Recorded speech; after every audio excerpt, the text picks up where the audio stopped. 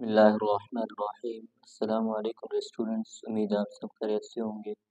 Welcome to my YouTube channel. Equilibrium के topic को discuss कर रहे थे। पहले हमने पढ़ा था बच्चों इक्विलिब्रियम डेफिनेशन। उसके बाद हमने पढ़ा था उसकी टाइप्स दो होती हैं, एक होती है स्टैटिक इक्विलिब्रियम और दूसरी होती है डायनामिक इक्विलिब्रियम। उसके बाद कंडीशंस पढ़ी थी। कंडीशंस यानी शराइत भी दो होती हैं, फर्स्ट कंडीशन ऑफ इक्विलिब्रियम और सेकंड कंडीशन ऑफ इक्विलिब्रियम। आज पढ़ते हैं बच्चों 4.10 states of equilibrium. States of equilibrium यानी इक्विलिब्रियम की हालतें कितनी होती हैं? तीन होती हैं। There are three states of equilibrium. पहली हमारे पास क्या है? Stable equilibrium. स्टेबल कहते हैं तवाजुन को, इक्विलिब्रियम मुतवाज़िन, यानी तवाजुन मुतवाज़िन इक्विलिब्रियम, स्टेबल इक्विलिब्रियम। डेफिनेशन दी गई, सबसे पहले डेफिनेशन को डिस्कस करते हैं। A body is said to be in a state of stable equilibrium. एक बॉडी को उस वक्त स्टेबल इक्विलिब्रियम में कहा जाता है if after a slightly tilt. If after यानी अगर उसे आप क्या करें, स्लाइटली कहते हैं। स्लाइट कहते हैं बच्चों थोड़ा सा झुकने को, यानी पेंसिल की सीधी पेंसिल इसको आपने थोड़ा सा झुका दिया है, इसका मतलब क्या है? स्लाइटली टिल्ट किया है। जिस तरह आपने ये मेरे पास शेप दी गई है, कौन है, कौन को आपने क्या किया है? झुकाया है, स्लाइटली टिल्ट किया है। इट कम्स बैक, ये वापस आती है टू इट्स ओरिजिनल पोजीशन, अपनी असली हालत में। यानी आप थोड़ा सा झुकाने के बाद उसे आप क्या करें, वो अपनी ओरिजिनल हालत में वापस आ जाए, उसे आप क्या कहते हैं? स्टेबल इक्विलिब्रियम कहते हैं। ये डेफिनेशन आपने याद रखनी है, ठीक है। उसके बाद इसकी एक्सप्लेनेशन दी गई है। इस एक्सप्लेनेशन में आपने जो पैराग्राफ में कहूँगा वो आपने लिखने हैं। स्टेबल इक्विलिब्रियम डिस्कस करते हैं। Stable equilibrium occurs when the torque arising from the rotation tilt the object compel the body back toward the its equilibrium position के। यानी स्टेबल इक्विलिब्रियम में क्या किया आपने, उसको थोड़ा सा उठाया है तो टॉर्क में क्या हुआ? इजाफा हुआ है। फ्रॉम द रोटेशन टिल्ट, उसके आपने झुकाने से उसकी टॉर्क में क्या हुआ है? इजाफा हुआ है। तो दोबारा वो backward toward it's equilibrium position में वापस आ गया है। द कौन in the state of stable equilibrium, तो कौन क्या कहते हैं? उसने कहा कि स्टेबल इक्विलिब्रियम में होती है। Its weight W। अब जो इसका वेट होता है, अब देखें हमारे पास किसी प्लेस के ऊपर आपने कौन को रखा हुआ है, तो वेट हमेशा एक्ट करता है डाउनवर्ड। किसी भी बॉडी का जो वेट होता है वो हमेशा एक्ट करता है downward.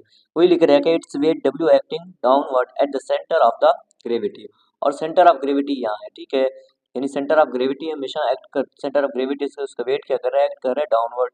And the reaction of the floor Fn से मुराद बच्चों नॉर्मल फोर्स। Fn किसे कहते हैं? Normal force. नॉर्मल फोर्स से मुराद जो परपेंडिकुलर फोर्स लगती है, Fn से मुराद नॉर्मल फोर्स एक्टिंग अपवर्ड, वो हमेशा नॉर्मल फोर्स हमेशा क्या होती है? अपवर्ड लगती है। Lie on the same line पे, सेम वर्टिकल लाइन से मुराद परपेंडिकुलर लाइन, ठीक है। Since these forces are equal and in opposite direction, उसने कहा है कि ये फोर्सें क्या होती हैं? बराबर होती हैं, लेकिन इनकी डायरेक्शन क्या होती है? अपोजिट होती है। सो दे बैलेंस ईच अदर, ये क्या होती है? मुतवाज़िन हो जाती हैं, बैलेंस हो जाती हैं।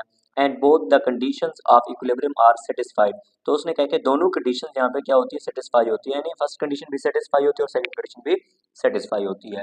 उसके बाद आपने लिखना है बच्चों लास्ट पैराग्राफ को, डेफिनेशन लिखोगे, उसके बाद ये आपने यहाँ से लिखना है। लास्ट पैराग्राफ में उसने क्या कहा है? ये बात की है, इस डायग्राम की बात की है। एज यू ट्राई, आपने ट्राई किया, कोशिश की है, to push over the cone slightly, आपने उसने कहा कि कोन को थोड़ा सा स्लाइटली किया, झुकाया है।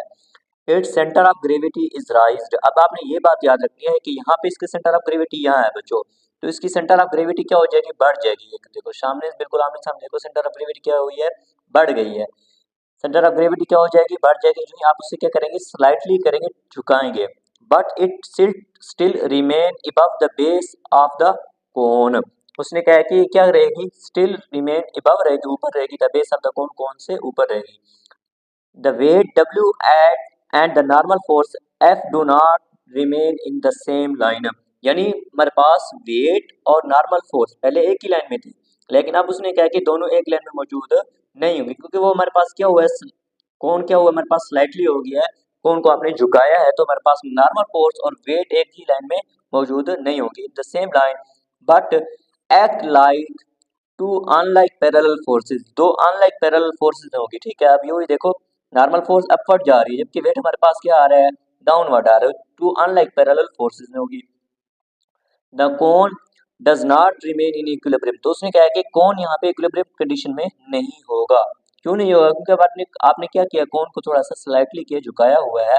Unlike parallel forces produce a clockwise torque, unlike parallel forces क्या प्रोड्यूस करते हैं, उसने क्या है क्लॉकवाइज टॉर्क प्रोड्यूस करती है। क्लॉकवाइज से मुराद इस तरह, ठीक है, क्लॉकवाइज टॉर्क प्रोड्यूस करती है।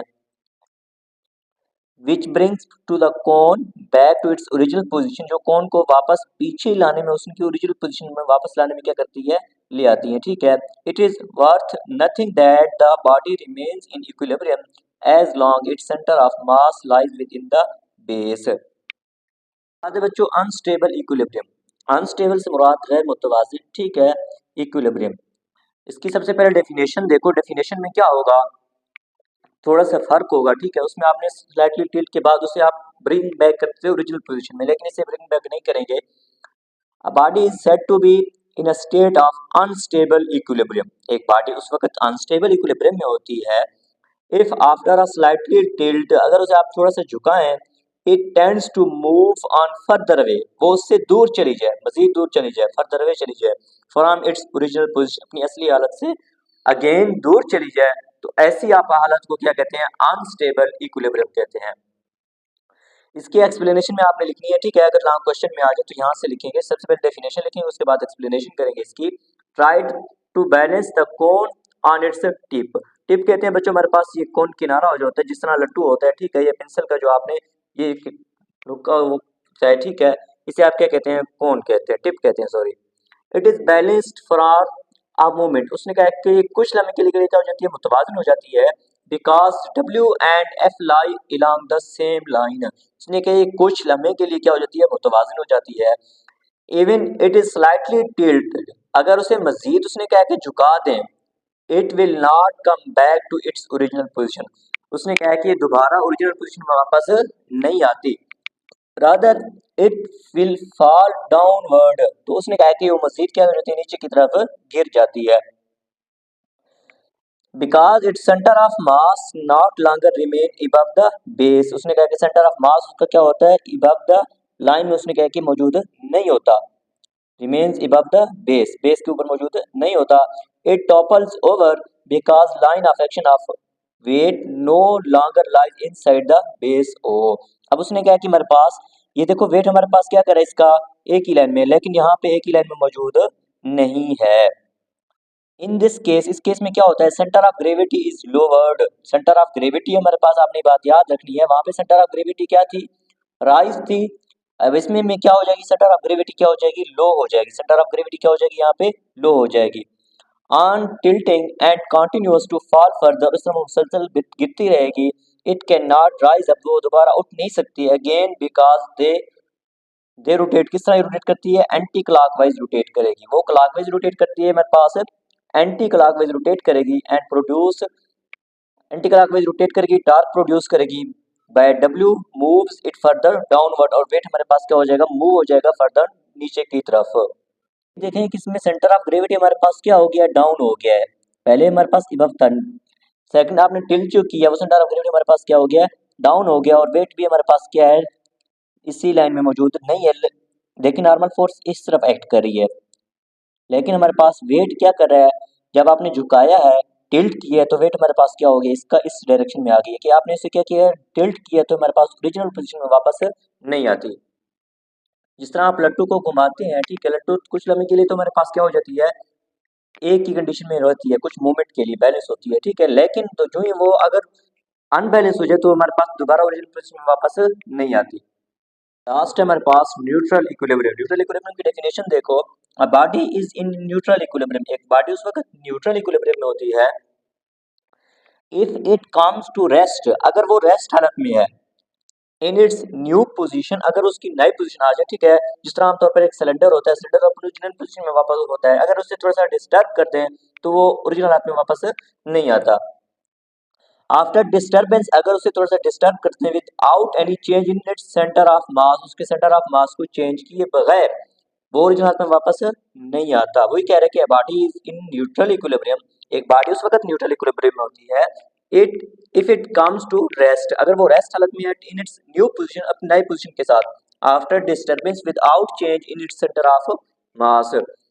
अब इसकी एक्सप्लेनेशन में आपने क्या लिखना है, a cylinder resting on horizontal surface, एक सिलेंडर क्या है हॉरिजॉन्टल सरफेस में क्या रेस्ट हालत में है, shows that the neutral equilibrium वो न्यूट्रल इक्विलिब्रियम में है, ठीक है।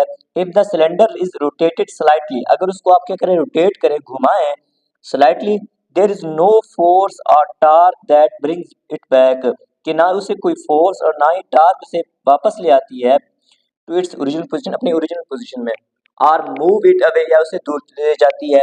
एज द सिलेंडर रोटेट, जो ये सिलेंडर रोटेट करती है घूमती है, the height of the centre of mass remains unchanged, यानी उसका हाइट सेंटर ऑफ मास क्या करता है चेंज नहीं होता, सेंटर ऑफ मास का चेंज नहीं होता। In any position of cylinder, किसी पोजीशन पर आप सिलेंडर को लेकर जाएं, its weight and reaction of the ground lie in the same vertical line, लेकिन उसने कहा है कि वेट और रिएक्शन ऑफ ग्राउंड एक ही लाइन में क्या करेंगी एक्ट करेंगी। एग्जांपल की क्या दिया है, other example of neutral equilibrium are a ball rolling on horizontal surface, के एक बॉल को आप रोल करते हैं घुमाते हैं हॉरिजॉन्टल सरफेस के ऊपर, जैसे फुटबॉल हो गया आप उसे रोल करते हैं, और a cone resting on its curved surface, या किसी कोन को आपने रखा हुआ कर्व की सूरत में, ये एग्जांपल दी गई है, तो ठीक है।